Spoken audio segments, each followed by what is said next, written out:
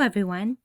I'm Dr. Laurel Cook, Associate Professor of Marketing at West Virginia University. Welcome to another digital marketing lecture.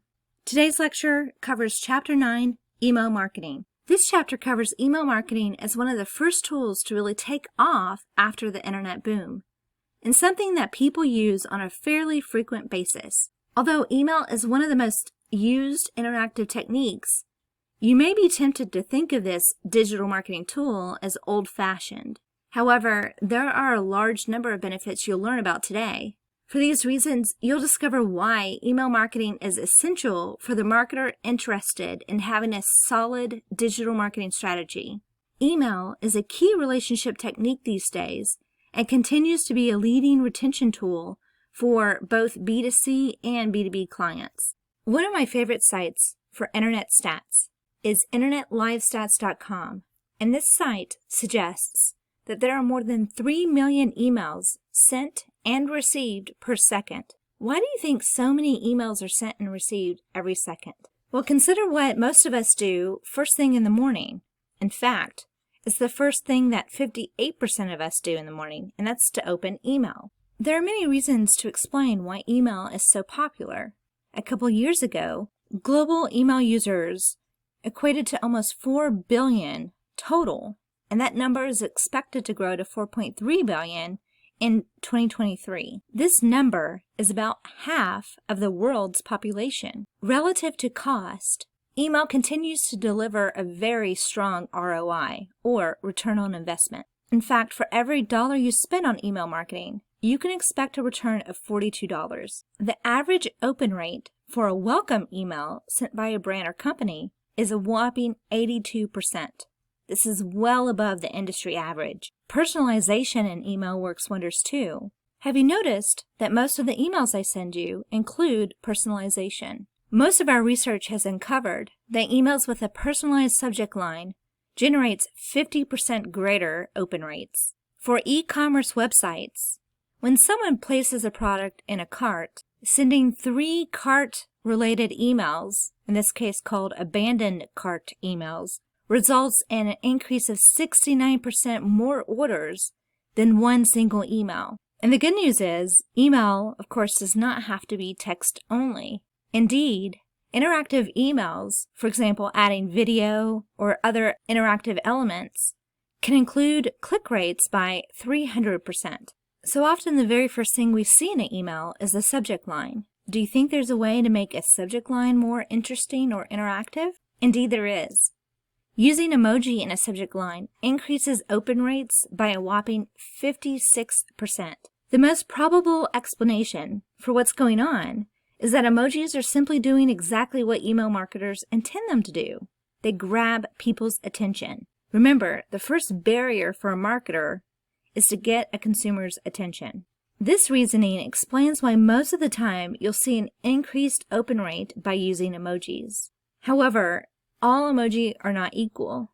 If you include an irrelevant emoji, chances are people will still take notice of it, but you may turn them off. By following the best practices for subject line emojis, you should achieve higher open rates. 4 best practices for using emoji in your subject line include: a little goes a long way, meaning use emoji sparingly, keep it relevant, consider your audience. For example, older generations may respond to emoji less favorably, and then always test, test, and test. For example, if you have 1,000 people that you're sending an email to, you can test that group by sending half one subject line and the other half a different one. The half with the greater open rates shows you which subject line would work better. So on average, what are the top 5 emoji in subject lines? They are as follows. The top emoji used and associated with greater open rates is the star icon. There is a warning though. Emoji across devices will not appear the same way. So one subject line you definitely don't want to use is anything with a blue t-shirt icon. To understand how your emoji will appear on different operating systems and on various devices, search for it on Emojipedia. This site also lets you copy the emoji to your clipboard, making it easy to paste into your subject line field. Another clear explanation for why email marketing is so attractive for a digital marketer is shown on the screen now. When you compare the stats for email marketing versus social media marketing, you can see that the approximate total number of users is almost the same. However, the preference by consumers for promotional messaging is very different. Most people expect or prefer that kind of communication to be sent through email. Conversion rates, open, click-through, and engagement rates are generally much higher for email marketing as well. And while it's difficult to measure the ROI for social media marketing, very clearly for email marketing, it's well established to be extremely high. When you're looking at email versus social media usage by age, you also see some differences here. So consider which channel, either email marketing or social media marketing, might be preferred in reference to the age group you're trying to reach. Additionally, email is still the most popular activity today on smartphones. 78% of us use our smartphones for email purposes. Alternatively, on phones, about 70% of usage is for Facebook, 64% for maps or directions, and 57% for Google searches or related searches. Based on this evidence, it's very clear that email marketing is not and should not be considered an option. In other words, any savvy businessman or woman must use email marketing in their business. Yes, you may decide to generate leads through Google Ads, Facebook ads, or native advertising. However, you'll still build relationships with your target audience, and this is where email communication comes in. Good email marketing, though, should never, ever include spam. There is a nice evolution of email marketing described in your text, but you should understand that we're well beyond first-generation email marketing. There's very little to no ROI associated. Instead, a savvy brand in 2021 should include on second or preferably third-generation email marketing. Importantly, email marketers should wait to be invited by their current or prospective consumers. Marketers who follow these rules will see that their consumers anticipate receiving their emails. They also expect emails to be sent specifically to that person only and to be very relevant. One method of growing an email marketing database is to use an interstitial. An interstitial can mean a variety of things, but it mostly applies to pop-ups, modals, and overlays. Mostly, they're pop-ups that cover the content of a website, and they force a user to either A, respond to a call to action, like the one you see on the screen now, enter your email below to activate 10% off, or it forces the user to B, close the pop-up just to continue reading. Using an interstitial is useful for being invited by garnering someone's email. However, it shouldn't be perceived as intrusive. So that's a warning to marketers. When consumers are asked by brands for their emails, they generally consider these 5 questions. What do I get in response? In other words, there's a sense of reciprocity. If I give you my email, what do I get in return? Number 2, there's a concern of being spammed. Associated with that is wondering how often the consumer will be emailed. A big motivator for receiving and inviting emails is to solicit discounts or promotions. So that's an important consideration as well. And lastly, consumers want to know if they'll be sent relevant offers or more junk. By now you can see the relationship between a website and a brand's desire to grow their email marketing database. On the screen you see 2 different approaches. And you can see how brands can solicit a consumer's email address. Usually there's a call to action. If a user provides their name and email address, make it very clear what they should expect in return. On the bottom example, you can see that it's very clearly communicated that users can opt out at any time. Indeed, you should understand that the law in the U.S. requires this. You should never receive an email from a brand unless you see an opt-out option somewhere in the email message, usually towards the bottom of the email. So fun fact, if you ever receive an email from a brand and there is no opt-out option anywhere included in the email, that brand is in violation of U.S. law. Ideally, brands should want their email address to be whitelisted. Getting whitelisted is the most effective way to ensure that your emails get delivered properly. In other words, making sure that your emails don't end up in a user's junk mail folder.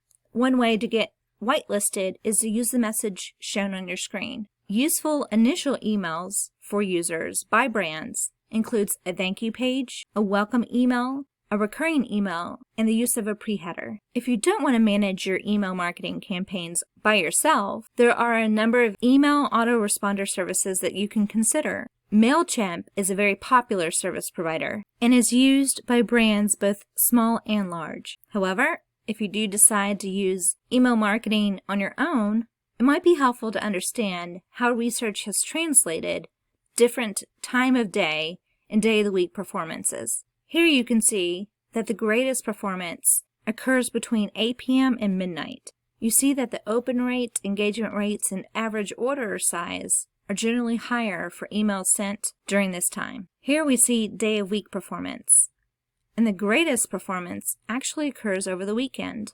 Again, you see higher open-end engagement rates and larger average order sizes. Next, let's cover some important email guidelines. Number 1 is to be careful with the number of images you're including, and at most only include 2 links in your email. Number 2 is to use themes or stories across emails.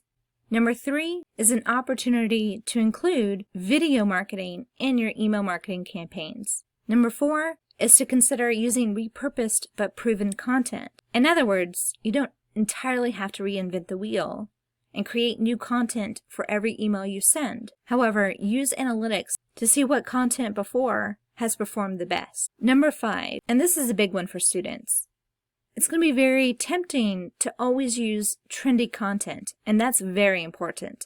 But also consider using evergreen content. As you might imagine, evergreen content is content that doesn't go out of date. It revolves around a topic that's always relevant to readers. Examples include lists, top tips, how-to tutorials, and product reviews. Sites like ehow.com, answers.com, and about.com are evergreen content examples. If you combine evergreen content with keywords you'd like your website to rank on, this combo strategy will help your brand's SEO. Number 6, avoid a one-size-fits-all strategy. If you have a pretty large email marketing database, sending everyone in that database the same email message is considered inappropriate. Number 7, scrub your list and do it often. The rule of thumb is to scrub your email marketing list about once a month. Otherwise, you pay more for your emails. For example, a service provider like MailChimp charges based on the number of email addresses, and you have a higher likelihood of getting flagged as spam by people who didn't really want to be on your email distribution list to begin with. Number 8, start with a subject line. The subject line is actually a fun topic, and we'll discuss it in more detail in just a moment. And lastly, number 9, accessibility is key. Accessibility in your email considers those who are using screen readers and people with limited abilities. For example, there are abilities to actually read a message depending on the colors used.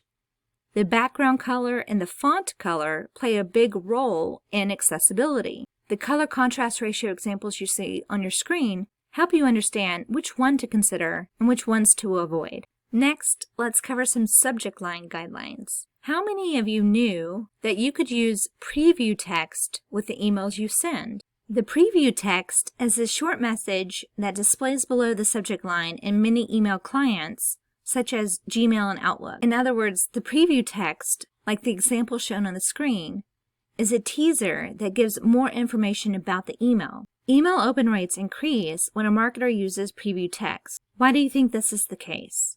Well, naturally, this is because marketers have an additional space to draw in their readers, to capture their attention, to make them curious. As an email marketer, the last thing you want to do is to waste this incredibly important space.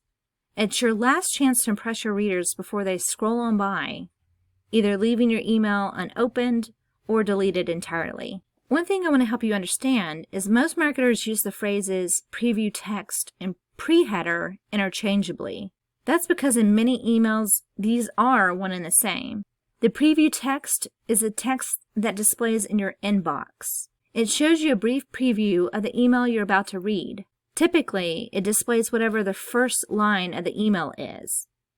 The pre-header is the small text that appears within the body of your email at the very top. In most email marketing software, it's a link to the browser version of the email by default. For that reason, and unless the marketer changes it manually, your preview text will read, "View this email in your browser." However, email marketers today should do much better than that. For this reason, I hope you can understand how preview text and a pre-header are different. When writing preview text, remember that it doesn't display in every single email client. This means you want to avoid including information that's necessary to understand the subject line, because then some subscribers will miss it. For the preview text, consider creating a sense of urgency, sparking curiosity, putting some key terms at the very beginning, and also keep it short. Other things to consider for the subject line guidelines include number 2, consider your appeal. Your subject line can be specific, benefit-focused, emphasize time, cause a sense of pain, invoke a sense of curiosity, but should not invoke a sense of shock. You don't want your subject line to be considered clickbait, but it should be personalized. And once again, using A/B testing or some method of spam flagging is very useful in creating your subject line. Today, email marketers have the advantage of using technology to increase the success of their emails, including their subject lines. One company, called Phrasee, combines artificial intelligence with email marketing. They say that the subject lines you choose for your emails are one of the most important parts of your overall email marketing strategy. Like you know, a good email subject line will stand out in the user's inbox. Traditionally, it takes a lot of copywriting to create the perfect subject line. But today, AI is making this a very simple task. AI uses algorithms to generate subject lines that will attract a higher click-through rate. It analyzes the results of each individual marketing campaign to optimize and improve your subject lines over time. With Phrasee, generating AI-powered copy is as easy as clicking the magic button. When you log into Phrasee, the first thing you see is how well it's working for you. Almost $8 million in extra revenue. Not bad. Now I'll click on Create New Campaign to generate my copy. Today I'm doing email subject lines, but I can also do push notifications, SMS, or Facebook and Instagram posts. I can quickly enter a control subject line along with the parameters for my campaign.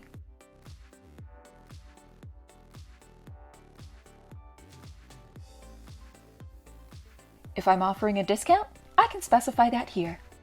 Then comes the best part, clicking the magic button. Yay! And just like that, I've got 10 different subject lines to review, approve, and test. And it's easy to see which one is the winner. Phrasee, artificial intelligence, human language. Awesome. Another useful tool for design inspiration comes from a site called Really Good Emails. Again, I would never want you to start from scratch.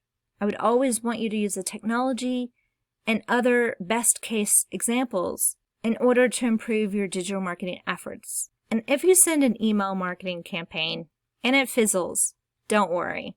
Making mistakes is common for email marketers. And one such example is shown on the screen now. You can see that this example from a large company actually wasn't reviewed very well at all. In this example, and given the high level of cybersecurity concerns about phishing, theft, credit card fraud, etc., many consumers would be very wary and suspicious of emails, particularly those with any misspelled or weird personal greetings. Interestingly, marketers have uncovered that when it comes to deciding how to craft that perfect subject line, there appears to be one area to avoid, and that's a subject line with 60 to 70 characters. Marketers refer to this as the dead zone of subject length. In a recent study, which tracked over 900 million emails, there is no increase in either open rate or click-throughs in this dead zone. This same study found that subject lines with fewer than 10 characters long had the greatest open rate of 58%. Short subjects came in vogue with the success of former President Barack Obama's email marketing campaign, with fundraising as his primary goal. In his case, he saw incredible engagement with subjects as short as "Hey," like the example shown on the screen.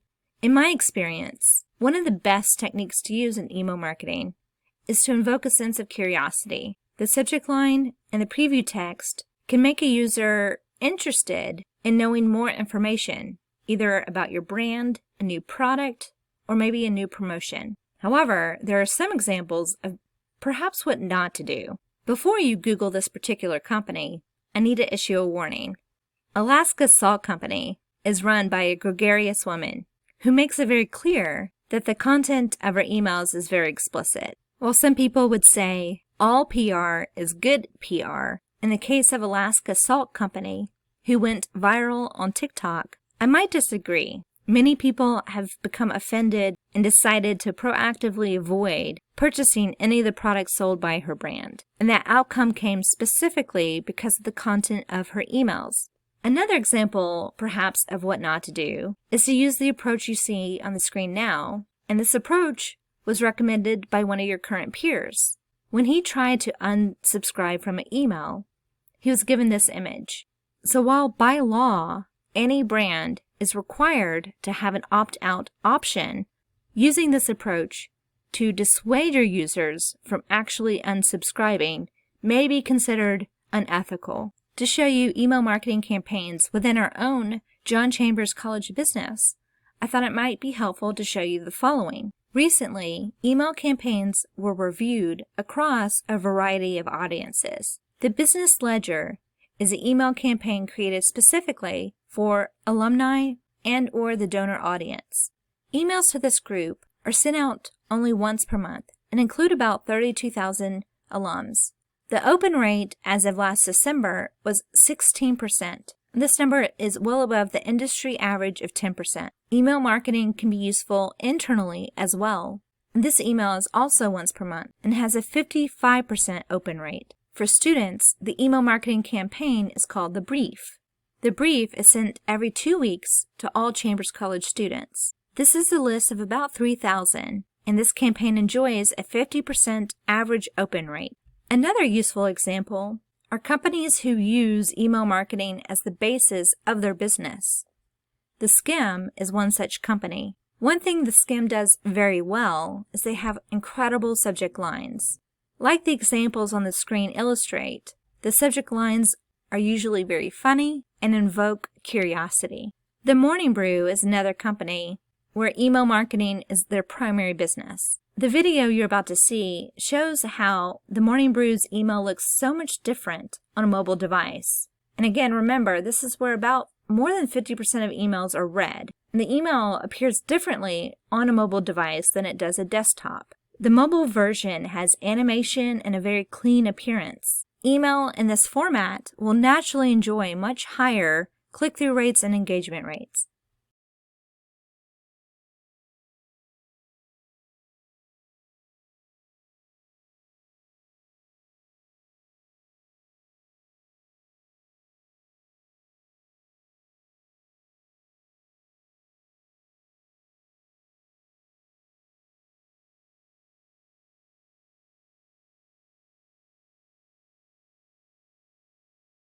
The example shown on the screen here shows you how email can actually mirror what a website might look like with clickable buttons. Again, being interactive in emails is currently a very big trend. As we finish up our discussion on email marketing, I thought it might be helpful to pull in some consumer behavior concepts. The email shown on the screen says, "Don't you think Mom would have liked a faster delivery? Rush over to see our Mother's Day collection." What you're seeing is actually a psychological influence. Humans don't want to lose an opportunity. Psychologists call this the loss aversion effect. By looking at this email, you can see how urgent, simple, and direct the call to action is. Email marketers who use this loss aversion effect get recipients to take immediate action, and this technique is highly successful in many email marketing campaigns. After reviewing the content in your text and learning about new information here, I want to give a reminder that you can actually become certified in email marketing. HubSpot actually offers you the chance to become email marketing certified. If that's a particular area of digital marketing that you would like to show expertise in,